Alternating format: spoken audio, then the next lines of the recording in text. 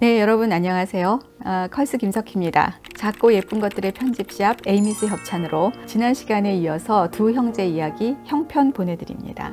여러분 만약에 일제식민지기에 조선인 청년이 사법고시와 행정고시를 이관왕으로 패스하고 지방의 군수가 되었고, 그래서 그 사람이 군수로 재직할 당시에 그 주민들이 너무 감사해서 송덕비를 세워줬고, 그 송덕비가 지금까지 남아있다라고 한다면 그 사람에 대해서 어떤 상상을 하시겠습니까?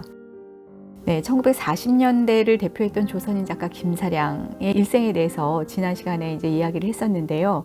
김사량이 평양고보 5학년 때 항일 데모 시위를 하다가 퇴학을 당하게 된 경위를 말씀을 드렸잖아요. 그때 부산까지 달려와서 동생 김사량을 위해서 도시샤 대학에 제복을 구해가지고 와서 학생증과 제복을 구해가지고 와서 김사량을 무사히 일본까지 데리고 갔던 형이 있었어요. 8살 위에 형이 있었는데 그 사람 이름이 바로 김시명이라는 사람입니다. 별로 이렇게 역사적으로 많이 알려진 인물은 아니죠. 8살 차이 나는 형이었고요. 서로 계속 떨어져 살아서 아마 형제간에 함께 지낸 시간은 그렇게 많지 않을 것 같습니다. 그래서인지 김사량 글에도 형 이야기보다는 누나들에 대한 이야기가 호의적으로 많이 나와요.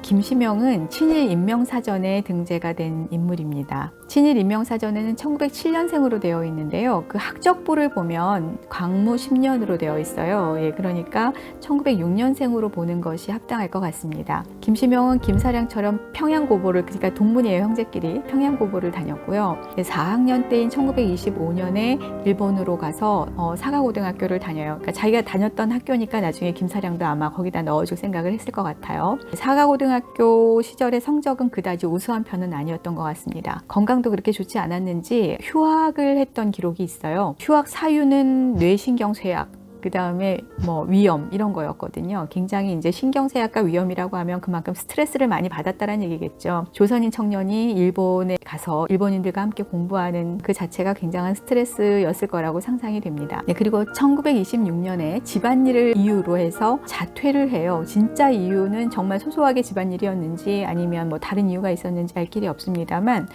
어쨌든 1929년에는 다시 복학을 해서 무사히 고등학교를 마칩니다. 그리고 1931년에 김사량이 평양보 휴맹 사건으로 퇴학 처분을 받을 당시에 교토제대 대학생이었고, 교토제대 졸업 후에는 고등문관 시험이라는 게 있었어요. 지금의 이제 사시 이런 거죠. 그래서 고등문관 시험에서 사법고시와 행정고시를 이관왕으로 패스하게 됩니다. 조선 총독부 직원록에 보면 강원도 홍천군수, 평창군수, 그 다음에 강릉군수를 거쳐서 항해 도청의 농상부장을 역임했고요. 그 다음에 나중에 조선 총독부 마지막이자 조선인 최초의 전매국장이 됐어요. 그래서 해방 후에는 또 변호사로 활동하다가 교수로도 활동했다는 기록이 있고요. 그렇게 활동하다가 한국전쟁 때 퇴각하는 그 북한군들에게 잡혀서 연행이 돼서 끌려가다가 총살되었다라고 알려져 있습니다.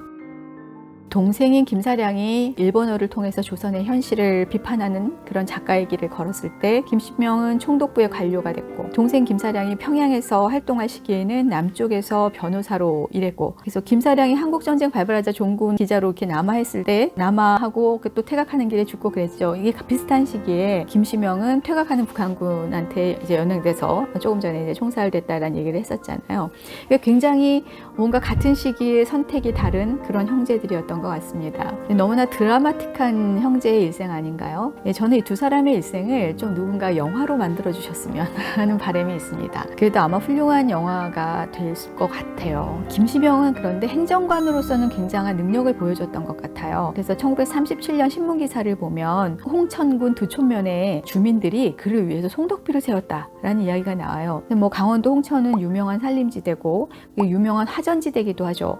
그러니까 불을 질러서 땅에 이제 그 불질 나무가 타면 그걸로 비료 삼아서 이듬해 거기다가 또 곡식을 키우고 이런 작업을 하는 걸 화전이라고 하죠. 그래서 화전민이 많았어요. 그래서 화전지대이기도 해서 군민들의 생활이 그다지 말로 할 수 없을 만큼 어려운 궁핍한 생활을 하는 사람들이 많았습니다. 군수였던 김시명은 평소에 가난한 민중의 생활고를 해결하려고 애썼던 것 같아요. 그래서 그 송덕비가 지금도 강원도 두촌면 연사무소 앞마당에 있어요. 제가 한 10여 년 전에 확인했을 당시에는 송덕비에는 그때까지도 김시명을 기억하는 노인들이 계셨거든요. 그 송덕비에는 이런 내용이 쓰여져 있습니다. 제가 좀 읽어보겠습니다. 이 송덕비의 주인공인 김시명 군수는 평양 출신으로 1933년 고등문관 시험에 합격했고 1935년 6월 홍천 군수로 부임했다. 김시명 군수의 송덕비가 존치되고 있는 것은 그가 친일 인사라는 점보다 면민일동이 뜻을 모아 송덕비를 세웠던 역사적 배경을 반영하였기 때문이다. 김시명 군수는 제임시 국유림 3,700여 정보를 총독부와 도 당국의 양해를 구하여 우리 면에 불하하였고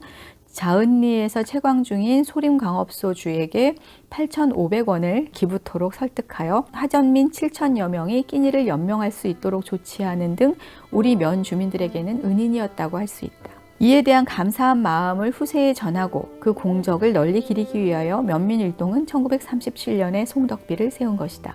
이렇게 써 있습니다. 네, 한국은행 통계에 보면 당시에 쌀이 한 대에 0.2원, 그러니까 2전이었다고 그러거든요. 쌀 한 가마니가 50대 정도 되니까 쌀 한 가마니에 10원이었다는 얘기잖아요. 그래서 8,500원을 쌀로 바꾸면 850가마니죠. 쌀 한 가마니가 80kg니까 킬로로 환산하면 68,000kg이고 7,000명에게 나눠주면 1인당 약 9kg 정도가 배당이 됐다고 할 수가 있죠. 풀뿌리를 캐어서 먹고 정말 소금 목피로 연명하던 그런 시절이었기 때문에 풀을 끓여서 끼니를 대신하고 피죽도 못 먹었냐 이런 얘기 이제 하잖아요. 그래서 피죽을 끓여 먹고 이런 시기였기 때문에 굉장한 9kg, 쌀 9kg이면 굉장한 지원이었다고 할 수가 있습니다. 혹시 젊은 분들은 피죽이라는 말의 피를 혹시 블러드로 이해하는 분이 계시지 않을까 염려가 돼서 잠깐 덧붙이자면 피는 그냥 쌀하고 비슷하게 생긴 잡초예요. 친일 인명사전에 등재가 된 사람이기는 하지만 당시 그 홍천군 두촌면에 살았던 사람들에게는 굉장히 그가 은인이었던 사람이었다는 거죠.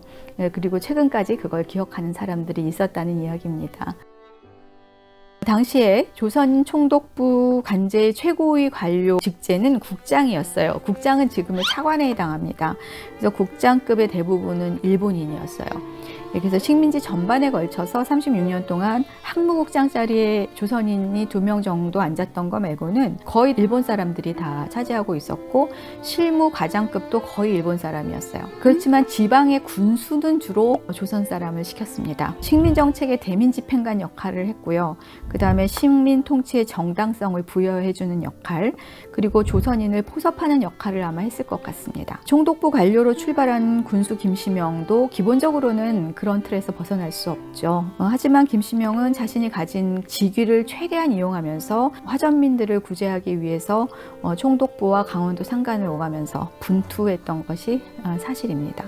그래서 김사량은 풀이 깊다 해서 산민들의 모습을 죄수복 같은 흑빛 옷을 입었다 이렇게 표현을 해요. 근데 그렇게 가난한 산민들에게 어쩌면 이데올로기라든지 정치적 신의라든지 뭐 이런 거는 별로 중요한 문제가 아니었을 거예요. 더 중요한 것은 먹고 사는 문제였겠죠. 이런 부분을 생각하면 지금도 그의 송덕비가 남아있는 게 아주 이상한 일은 아니라는 생각이 듭니다. 당대에 주목받는 수재였던 두 형제, 그 살았던 방식만큼이나 다른 죽음을 맞았다고 말하는 것은 너무 손쉬운 이야기일지도 모르겠습니다. 확실히 김시명에게는 식민지를 유지시킨 데 협조한 그런 책임이 있다고 생각합니다. 그에게는 자신이 처한 명령 계통이 조선인들에게 어떤 의미를 갖는 것인지 판단할 수 있는 지성이 있었고, 그 다음에 굳이 출세하지 않아도 먹고 살 수 있는 유산이 있었습니다. 생존의 필요를 넘어서 과잉 친일을 했다고 해도 할 말이 없을 것 같아요. 그렇지만 그에게도 보통의 젊은이들이 가질 수 있는 입신양명의 야망이 있었을 거예요.